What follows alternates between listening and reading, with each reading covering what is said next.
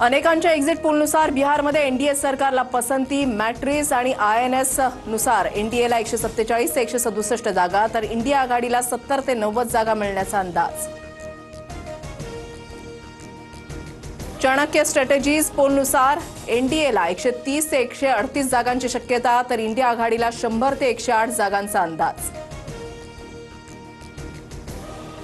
बिहार विधानसभेच्या 243 जागांसाठी मतदान पार. 14 नोव्हेंबरला मतमोजणी. भाजपा आणि नितीश कुमार यांची जेडीयू विरुद्ध काँग्रेस आणि तेजस्वी यादव यांची राजद अशी मुख्य लढत असणार. महायुतीत जागा वाटपावरून वादंगाची शक्यता. ताकद असेल तिथे मागे हटू नका. समान जागांसाठी आग्रही भूमिका घ्या. जिल्हा प्रभारींच्या बैठकीमध्ये भाजप नेत्यांचा सूर. समन्वय समितीच्या बैठकीतही पडसाद. सूत्रांची माहिती.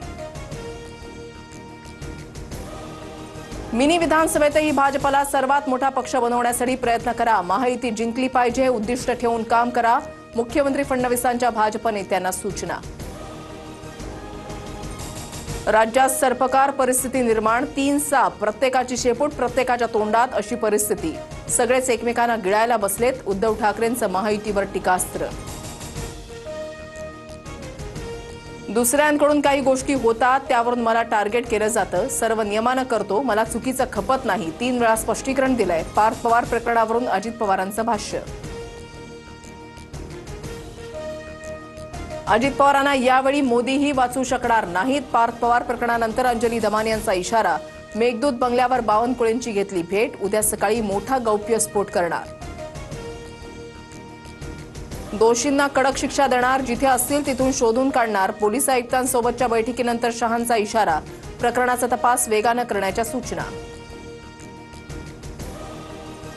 षडयंत्र रचणाऱ्यांना सोडणार नाही. दोषींना कठोर शिक्षा देणार. दिल्ली स्फोटाप्रकरणी पंतप्रधान मोदींचा भूतानमधून इशारा. दिल्ली बॉम्बस्फोटातील मृतांच्या कुटुंबियांना 10 लाख. कायमचं अपंगत्व आलेल्यांना 5 लाख मिळणार तर गंभीर जखमींना 2 लाखांची आर्थिक मदत देण्याची घोषणा. जखमींच्या उपचारांची संपूर्ण जबाबदारीही सरकार करणार. दिल्ली स्फोट प्रकरणाचा तपास एनआयएकडे. स्फोटामध्ये 9 जणांचा मृत्यू, 30हून अधिक जण जखमी तर 7 जणांचे मृतदेह कुटुंबियांना सोपवले. इतर मृतदेहांची ओळख पटवणं सुरू. दिल्ली स्फोटातील 42 अवशेष फॉरेन्सिक टीमच्या ताब्यात. गाडीचे टायर, सीएनजी सिलेंडरसह इतर अवशेषांची तपासणी. दिल्लीतल्या स्फोटामध्ये व्हाईट कॉलर मॉडेल कनेक्शन. उमर, आदिल, मुजम्मिलसह शाहीन आणि मोहिउद्दीन या 5 डॉक्टरांचा संबंध असल्याचं समोर. फरीदाबाद दहशतवादी मॉडेलचा प्रमुख सदस्य उमर मोहम्मद सध्या फरार. तपास यंत्रणा शोध घेत असल्याच्या भीतीनं उमरने प्लासचा कट रचला. कारमध्ये डिटोनेटर लावून स्फोट घडून आणला. सूत्रांची माहिती. सीसीटीव्हीनुसार सकाळी 8:13 बदरपूर टोलनाक्याहून उमर मोहम्मद दिल्लीमध्ये दाखल. उमरनं मास्क घातल्याचं सीसीटीव्हीमध्ये कैद. कारमध्ये 3 लोक असल्याचं समोर. दिल्ली स्फोट प्रकरणातील कार आमची नाही. आमची गाडी अजूनही घरातील पार्किंगमध्ये. उमरच्या कुटुंबियांचा दावा. उमरचे दोन्ही भाऊ, आई आणि 18 मोबाईल जप्त. सूत्रांची माहिती.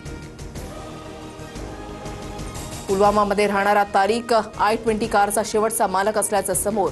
याआधी मूळ मालक मोहम्मद सलमानकडून घेतलेली कार नदीमनं फरीदाबादमधील डीलरला विकली.